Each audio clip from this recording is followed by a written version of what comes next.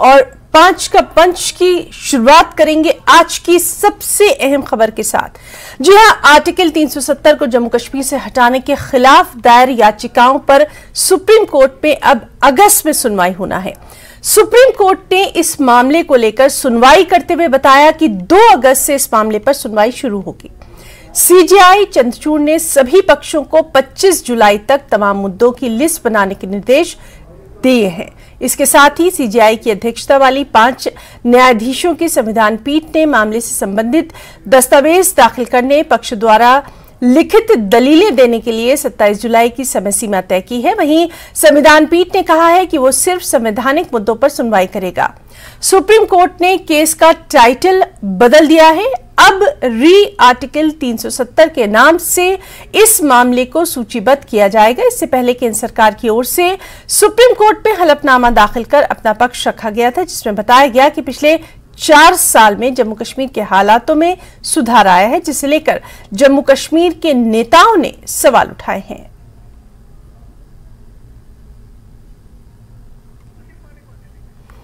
और चलिए सीधे रुख करेंगे इस अहम मामले पर, जिस पर लगातार हमें अपडेट दे रहे हैं हमारे साथी सुशील पांडे। सुशील, आपका रुख करना चाहेंगे और इस वक्त आपसे हम समझना चाहेंगे अपने खास प्रोग्राम 5 का पंच में आज क्या कुछ कार्रवाई हुई है कोर्ट पे और कितना अहम है आगे की जो तारीखें दी गई हैं उनके लिए। टेक्निकली आपसे थोड़ा सा समझना चाहेंगे सुशील।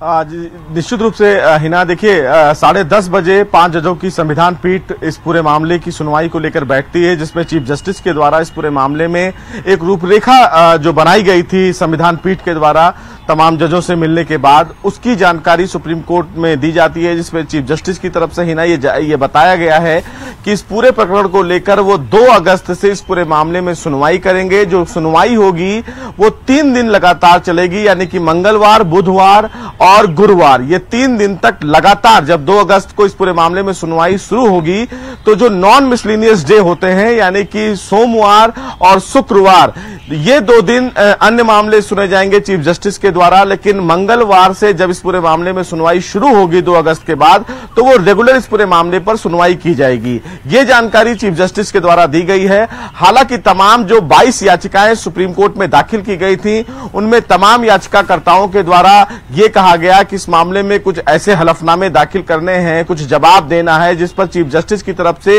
ये क्लियर तमाम याचिकाकर्ताओं के वकीलों को कहा गया है कि जितने भी इस मामले में पक्षकार हैं वो अपने मामले से जुड़े संबंधित दस्तावेज इलेक्ट्रॉनिक फॉर्म में सुप्रीम कोर्ट के समक्ष जमा करवाएं, जिसका टाइमलाइन सुप्रीम कोर्ट ने 27 जुलाई तय किया है, जिसको अभी आप बता भी रही थी। सुप्रीम कोर्ट ने यह स्पष्ट किया है तमाम पक्षकारों से, चाहे वो केंद्र सरकार के वकील हों या जो उसके अगेंस्ट में हो, उनके वकीलों से ये कहा है कि तमाम जो ब्रीफिंग काउंसिल होंगे, आर्गूमेंट करने वाले जो काउंसिल होंगे, तमाम पक्षकारों के द्वारा इसकी जानकारी सुप्रीम कोर्ट को एक नोट के माध्यम से पहले ही दे दी जाए, ताकि बाद में इस मामले में किसी अलग से वकील को ना सुना जाए।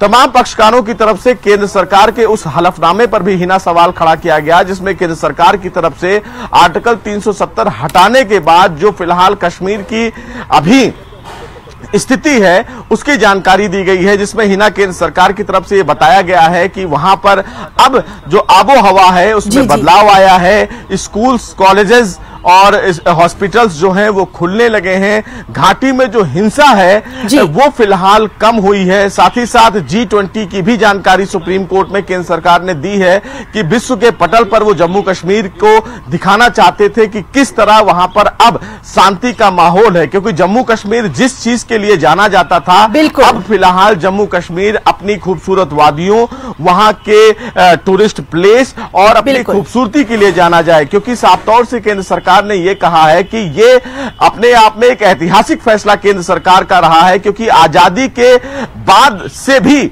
वहां पर जो नागरिक रह रहे हैं उनको संविधान में जो भी अधिकार मिले वो फिलहाल उसका कहीं ना कहीं पालन नहीं कर पा रहे थे। लेकिन इस आर्टिकल 370 हट जाने के बाद अब उनको उन तमाम अधिकारों से जो अभी तक वो वंचित वंचित थे, अब वो वंचित नहीं रहेंगे, वहां पर खुशहाली कायम रहेगी। तो ये तमाम चीजें केंद्र सरकार की तरफ से हिना अपने हलफनामे के माध्यम से सुप्रीम कोर्ट को बताया गया। लेकिन इन तमाम दलीलों का तमाम याचिकाकर्ताओं के द्वारा विरोध किया गया, क्योंकि यहां पर जो याचिका दाखिल की गई है हिना, उसमें जो आर्टिकल 370 की संवैधानिकता है, जिसमें केंद्र सरकार के द्वारा जो इस पूरे मामले को हटाया गया है, उस विषय पर फिलहाल बहस होनी है। इस पर चीफ जस्टिस ने तमाम पक्षकारों की दलीलों को सुना और यह कहा कि केंद्र सरकार की तरफ से जो हलफनामा दाखिल करके वहां पर ताजा स्थिति के बारे में बताया गया है, हम उस मामले पर, इस मामले को जब सुनेंगे तो उसको रिकॉर्ड पर नहीं लेंगे, क्योंकि मामला कॉन्स्टिट्यूशन वैलिडिटी से संबंधित है, लिहाजा हम उसी पर ही बहस करेंगे। इस बीच एक और जो मामला सामने आया, उसमें दो याचिकाकर्ता जो इस पूरे मामले में लीड पिटिशनर थे, साफ फैसल और शैला रशीद, उनकी तरफ से ये सुप्रीम कोर्ट में उनके जो वरिष्ठ एडवोकेट हैं राजू रामचंद्रन, उनके द्वारा ये बताया गया कि उन दोनों लोगों के द्वारा अब इस मामले से जुड़े याचिका को वो वापस लेना चाहते हैं। इस पर सुप्रीम कोर्ट ने सहमति जताई और साथ ही साथ सुप्रीम कोर्ट ने यह आदेश दिया कि जो याचिकाकर्ताओं की लिस्ट है, उस लिस्ट से उन दोनों लोगों के नाम को हटा दिया जाए। इसलिए जो केस टाइटल है, उस केस टाइटल को भी अब बदल दिया गया है, यानी कि अब जब भविष्य में आर्टिकल 370 का मामला लिस्ट किया जाएगा सुप्रीम कोर्ट में, तो वो 370 के नाम से लिस्ट किया जाएगा। तो ये तमाम चीजें सुप्रीम कोर्ट के समक्ष आज हुई हैं। तमाम पक्षकारों से यह कहा गया है कि वो अपना जो तमाम जो दस्तावेज है वो दुरुस्त रखें और 27 जुलाई तक इस पूरे मामले में अपना जो हलफनामा है वो सुप्रीम कोर्ट के समक्ष दाखिल करें, ताकि 27 जुलाई के बाद इस मामले में कोई भी अर्जी अगर दाखिल की जाती है तो उसको सुप्रीम कोर्ट ऑन रिकॉर्ड पर कंसीडर नहीं करेगा। बिल्कुल सुशील, ये बेहद जरूरी था अपने दर्शकों को समझाना, क्योंकि ये जो मामला है ये लगातार सुर्खियों में रहा है और अब भी इसी पर सभी की नजरें हैं कि क्या कुछ कार्रवाई होती है। सबसे अहम बात जो यहां आपने बताई है वो ये है कि जिस तरह से वहां पर माहौल बदला है, जिस तरह से वहां पर अब लोग जो हैं वो मुख्यधारा से जुड़ते नजर आ रहे हैं, उसको वहां पर जब पेश किया जाएगा तो कितना अहम रहेगा ये तमाम चीजें सामने लाना, इन तमाम चीजों को समझना। सुशील पांडे, बहुत बहुत शुक्रिया आपका तमाम तर डिटेल्स के लिए। तो दर्शकों, हमारे साथ मौजूद थे हमारे सहयोगी सुशील पांडे, जो कि कानूनी मामलों से मुताल्लिक तमाम तर जानकारी यहां पर दे रहे थे, और ये जो मामला है ये बेहद अहम मामला था, इस पर लगातार नजर बनी रहेगी। और अब रुख करेंगे एक और अहम खबर का। 5 का पंच में अब आपको बताएंगे हिमाचल की क्या कुछ सूरत हाल है। जी हां, हिमाचल बारिश और बाढ़ से हुई बर्बादी का सामना कर रहा है। जो तस्वीरें आ रही हैं वो दिल दहलाने के लिए काफी है। हिमाचल को आज बारिश से राहत जरूर मिली, लेकिन हादसों का सिलसिला लगातार जारी है। आपको दिखाते हैं कुछ तस्वीरें, जैसे कि ये तस्वीर सोलन की है, जहां सड़क पर एक पहाड़ ढह गया। इस दौरान 2 गाड़ियां इसकी चपेट में आई। मनाली से बेहद अहम खबर है। मनाली का संपर्क देश और दुनिया से कट चुका है। मनाली जाने वाले दोनों रास्ते बंद हैं। चंडीगढ़ मनाली हाईवे 3 दिनों से बंद है। सबसे अहम ये कि आज दोपहर सीएम सुक्खू ने बाढ़ प्रभावित क्षेत्रों का एरियल सर्वे किया है। कुल्लू, मंडी, भुंतर का उन्होंने जायजा लिया है। साथ ही और भी कई अहम जो स्थान हैं जो बाढ़ से प्रभावित हुए, उसका उन्होंने जायजा लिया, क्योंकि लगातार हम आपको दिखा रहे हैं, हमारे तमाम सहयोगी जो हैं वो मौजूद हैं, वो बता रहे हैं कि इस बार की जो बारिश रही वो आफत की बारिश रही। इन 4 दिनों में जो हिमाचल ने जिस बारिश को झेला है, पिछले कई बरसों का रिकॉर्ड यहां पर टूट गया है। बेहद नुकसान हुआ है, जिसका आकलन लगातार किया जा रहा है। इस सब के बीच लगातार हम ये भी देख रहे हैं कि जो एडमिनिस्ट्रेशन है, चाहे सेंटर की बात करें या फिर स्टेट की बात करें, सभी सामंजस्य के साथ यहां पर काम कर रहे हैं। आप देख सकते हैं ये वो तस्वीर जब सीएम सुक्खू ने एरियल सर्वे किया उन इलाकों का जहां पर सबसे ज्यादा बाढ़ से तबाही देखी गई। अगर हम आपको बताएं तो मनाली का संपर्क जो है वो बाकी हिस्सों से टूट चुका है। सड़क मार्ग जो है वो पूरे हिमाचल में तकरीबन अगर बात करें तो टूटे हुए हैं। उनका संपर्क मार्ग जो है वो कहीं ना कहीं नहीं है और इन तमाम चीजों को लेकर लैंडस्लाइड का भी खतरा है। लोगों से लगातार कई दिनों से यही अपील की जाती रही है कि वो अपने घरों में ही रहें, गैर जरूरी तौर पर बाहर ना निकले। एक और यहाँ पर आपको अपडेट ये दे दें कि जो सैलानी यहाँ पर फंसे हुए हैं, जिनका संपर्क नहीं हो पा रहा है, उन तक तमाम सहायता जो है हेल्प पहुंचाई जा रही है, चाहे वो एडमिनिस्ट्रेशन के जरिए हो या फिर हमने देखा कि जो स्थानीय लोग हैं, जो मकामी लोग हैं, जो लोकल्स हैं, वो सामने आए हैं। और चलिए अब हम रुख करना चाहेंगे, इस वक्त हमारे साथ मौजूद हैं हमारे एक साथी राजेंद्र शर्मा। राजेंद्र इस वक्त मौजूद हैं शिमला के कंट्रोल रूम में। राजेंद्र, कंट्रोल रूम बेहद अहम है और चूंकि आप वहां मौजूद हैं तो आप ही से हम ये समझना चाहेंगे, ये एक ऐसी जगह है जहां से तमाम सिचुएशन पर नजर रखी जा रही है। अगर आप हमें वहां की सही तस्वीर दिखा सकें तो हमारे दर्शक भी समझ सकेंगे कि किस तरह से हिमाचल पर नजर रखी जा रही है, पल पल का अपडेट जो है वो एडमिनिस्ट्रेशन ले रहा है। हाँ बिल्कुल सना, ये जो स्पॉट है ये बहुत महत्वपूर्ण है और सबसे महत्वपूर्ण हम कह सकते हैं ये स्पॉट आज की डेट में है, क्योंकि पूरे देश से फोन आ रहे हैं। पूरे देश के पर्यटक, देश के क्या अलग अलग देशों के पर्यटक भी हिमाचल प्रदेश में अलग अलग जगह फंसे हुए हैं और उन्हीं पर्यटकों को ढूंढने के लिए जब परिजन सबसे पहले कहीं कांटेक्ट करते हैं तो फिर वो यही कंट्रोल रूम है, ये स्टेट कंट्रोल रूम है। और हिमाचल प्रदेश में भी अगर कोई व्यक्ति कहीं फंसा है तो उनकी जो नंबर सरकार की तरफ से जारी किए गए हैं, जो स्टेट डिजास्टर कंट्रोल रूम का नंबर है, वो कंट्रोल रूम यही है। यहां पर फोन आता है, फिर यहां से आगे डिपार्टमेंट्स को आदेश दिए जाते हैं या कनेक्ट किया जाता है। जो ब्रिज का काम है मिसिंग पीपल्स के बीच में और एडमिनिस्ट्रेशन के बीच में, वो यही कंट्रोल रूम काम कर रहा है। और हिमाचल प्रदेश में आज की डेट में सबसे बड़ी चिंता की विषय यही बना हुआ है कि मिसिंग लोग कितने हैं, ऐसे कितने लोग हैं जिनका कांटेक्ट नहीं हो पा रहा है। क्योंकि कुल्लू वैली में कुल्लू, मनाली, इसके अलावा किन्नौर, लाहौल स्पीति और मंडी का जो अपर का एरिया है, ब्यास के साथ वाला एरिया है, इस क्षेत्र में बिजली गुल है काफी लंबे समय से, सिग्नल बहुत वीक है। तो ऐसे में बहुत से लोग हैं जिनका फोन, क्योंकि जी बिल्कुल फोन चार्जिंग के लिए बिजली नहीं है और जब फोन आपका चार्ज नहीं है तो फिर आप डिस्कनेक्ट हो जाते हैं पूरी दुनिया से। और यही स्थिति है और उस स्थिति में अगर आप कहीं फंसे हुए हैं और आपको सबसे पहले कहीं कांटेक्ट करना है तो यही कंट्रोल रूम है। और ये देखिए आप पूरी तरह से एस्टेब्लिश्ड कंट्रोल रूम है, पूरी एडमिनिस्ट्रेशन का पूरा सिस्टम बना हुआ है, इंसिडेंट कमांडर से लेकर डिप्टी और पूरा जो इंफॉर्मेशन यूनिट है लास्ट तक, कॉस्ट यूनिट तक, पूरा ये सिस्टम बनाया गया है यहाँ पर। और इसके अंदर हम चलेंगे और कोशिश करेंगे बात करने की किसी अधिकारी से। यहाँ का स्ट्रक्चर मैं आपको दिखाना चाहूँगा। इस वक्त कंट्रोल रूम के अंदर हम मौजूद हैं और यहाँ पर देख सकते हैं आप अधिकारी बातचीत कर रहे हैं और जो फ़ोन आ रहे हैं उनको अटेंड भी कर रहे हैं और इस पूरी चीज़ को हम समझना चाहेंगे। ये देखिए ये फ़ोन बजा है, ये कहीं कोई मिसिंग है या कोई परिजन की कॉल है, वो फिर अब रिस्पॉन्ड यहाँ पर कर्मचारी हैं, ये लोग इनको रिस्पॉन्ड करेंगे और सरकार को बताएंगे। बात करने की कोशिश किसी से करेंगे। जी क्या कुछ यहाँ पर हो रहा है थोड़ा समझाइए और कैसे कैसे रिस्पॉन्ड करते हैं। देखिए सर, ये स्टेट इमरजेंसी ऑपरेशन सेंटर है हिमाचल प्रदेश के लिए। सबसे पहले हमारे पास जितनी भी कंसर्न एजेंसीज हैं, जैसे IMD है, CWC है, ये हमें प्री इन्फॉर्मेशन प्रोवाइड करती हैं, वार्निंग्स प्रोवाइड करती हैं और साथ में फोरकास्ट प्रोवाइड करती हैं, वेदर फोरकास्ट। वो सारा जो इन्फॉर्मेशन हमारे पास आता है वो हर डिस्ट्रिक्ट में एक डिस्ट्रिक्ट इमरजेंसी ऑपरेशन सेंटर होता है, वो सारी इन्फॉर्मेशन DEOCs को फॉरवर्ड की जाती है ताकि उसको जनरल पब्लिक तक पहुंचाया जा सके। इस टाइम तो अगर मैं बात करूं तो हमारे पास जो है जितने भी लोग हिमाचल के अंदर इस मानसून के स्पेल की वजह से कई डिस्ट्रिक्टों में जो है हमारे हालात थोड़े नाजुक हैं, तो वहां पर जो भी लोग फंसे हुए हैं उनके परिजन हम लोगों को कॉल कर रहे हैं। हमारे पास more than around 300 to 400 calls daily हम अटेंड कर रहे हैं एंड जितने भी कॉल्स हमारे पास रिसीव होते हैं उन कॉल्स को हम कंसर्न डिस्ट्रिक्ट्स को फॉरवर्ड करते हैं ताकि उनके जो परिजन है उनकी वेयर अबाउट्स हमारे को मिल सके।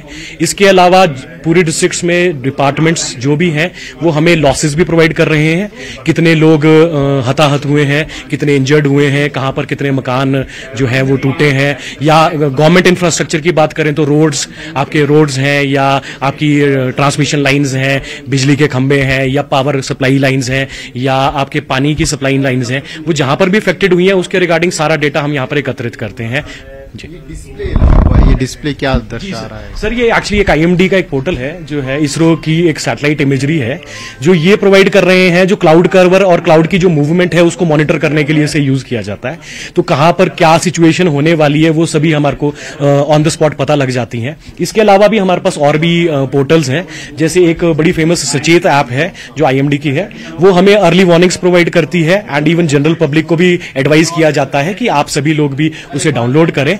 उसमें जितने भी आपके इमरजेंसी की भी कोई भी आपके जो भी आपकी सिचुएशंस अराइज होती हैं, फोरकास्ट जो भी प्रोवाइड होता है, अलर्ट्स जो भी प्रोवाइड होते हैं, वो हम सारे के सारे वो सचेत ऐप के थ्रू हमारे पास रिसीव होते हैं। जी, क्या बता रहा है ये? सर बेसिकली ये जो क्लाउड की मूवमेंट है इस टाइम, जो आपके मॉनसून्स के क्लाउड्स जो मूव कर रहे हैं, ये उनकी मूवमेंट को दर्शा रहा है कि कैसे वो स्लोली एंड स्टेडीली, ये सैटेलाइट इसरो की एक इसरो से हमारे को ऑब्टेन होती है, उन्हीं का पोर्टल है। तो ये बेसिकली क्लाउड कवर दिखा रहा है इस टाइम की कैसे वो मूवमेंट कर रहा है और कैसे नियर फ्यूचर में बारिश आने की हमारी संभावना है। हिमाचल की तरफ बढ़ रहे हैं। जी जी, आप देख सकते हैं कि जो लोअर एरिया से जो क्लाउड कवर है वो हिमाचल की तरफ को बढ़ रहा है, तो ये आशंका जताई जा सकती है कि नियर फ्यूचर में हिमाचल में बारिश होने की संभावना है। जी बिल्कुल सना, तो ये इस वक्त एक कंट्रोल रूम है, इनको यहाँ ज्यादा डिस्टर्ब नहीं करेंगे क्योंकि पूरे देश से यहाँ पर फोन आ रहे हैं, पूरी तरह से काम कर रहे हैं। और जो चीजें इन्होंने बताई कि क्लाउड कवर धीरे धीरे हिमाचल की तरफ बढ़ रहा है, अब मतलब ये है कि बिल्कुल राजेंद्र, बेहद एक्सक्लूसिव ये तस्वीरें हैं जो हम अपने दर्शकों तक पहुंचा रहे हैं, और ये समझना बेहद जरूरी है कि ये कंट्रोल रूम किस तरह से एक वॉर रूम की तरह काम कर रहा है, किस तरह से ये तमाम लोगों के लिए सहायता का बेहद अहम सेंटर बनकर सामने आ रहा है। और ये तस्वीरें न्यूज़ 18 पर हम लगातार दिखा रहे हैं। हमारे साथ हमारे एक और सहयोगी रणवीर भी मौजूद है। रणवीर, आपका रुख करना चाहेंगे, आपसे जानना चाहेंगे क्या कुछ इस वक्त आपके पास अपडेट है?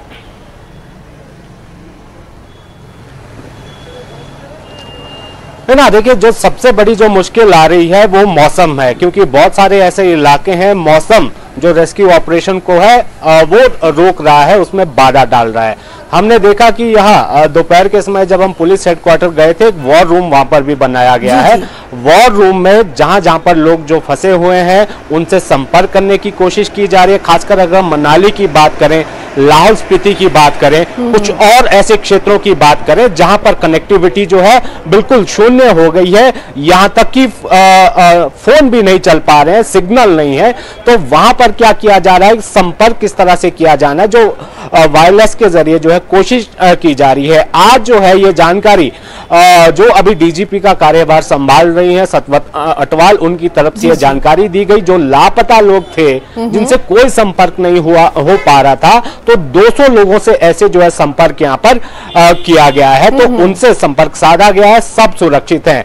कोशिश ये की जा रही है कि जल्द से जल्द जो है ये रेस्क्यू ऑपरेशन पूरा किया जाए। और ये भी जानकारी दी गई है जो टेम्परेरी शेल्टर में लोग रखे गए हैं, वहां पर पर्याप्त मात्रा में क्लोथिंग है, कपड़े हैं, खाना है, दवाइयां हैं, वो सारी चीजें जो है उन्हें मुहैया करवा दी गई हैं। अब ये थोड़ा सा ये लग रहा है कि जैसे जैसे अब जैसे शिमला में तो मौसम आज थोड़ा शांत है, कुछ दूसरे इलाकों में मौसम जैसे शांत हो रहा है, तो उससे स्थिति जो है थोड़ी सामान्य जो है होने में, उसमें तो खैर समय लगेगा, लेकिन यहाँ पर इंतजार अभी भी करना होगा। और बहुत सारे स्थानों से ये भी जो है एक राहत की खबर निकल कर आ रही है हिना, जो नदी नाले हैं उनका जल स्तर जो है वो लगातार कम होता जा रहा है। मौसम विभाग से हमने बात की, तो मौसम विभाग की तरफ से यह जानकारी दी गई है कि आने वाले जो 2-3 दिन है वो काफी महत्वपूर्ण रहने वाले हैं, कि थोड़ी बारिश की इंटेंसिटी है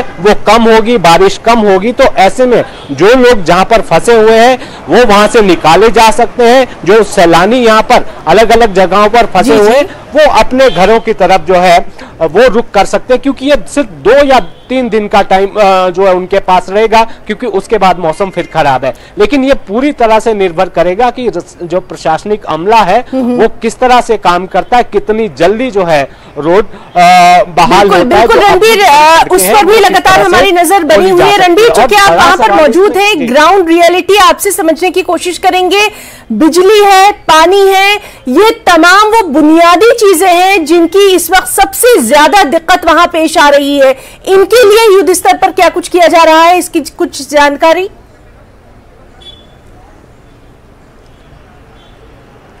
देखिए, जो विद्युत आपूर्ति बहाल करने की बात है वो उसमें थोड़ा समय लगेगा। खासकर दुर्गम इलाके हैं, बहुत सारे ऐसे इलाके, देखिए रातों रात जो है जो खंबे जो लाइनें टूटी हैं उनको खड़ा करने में समय यहाँ पर लगता है।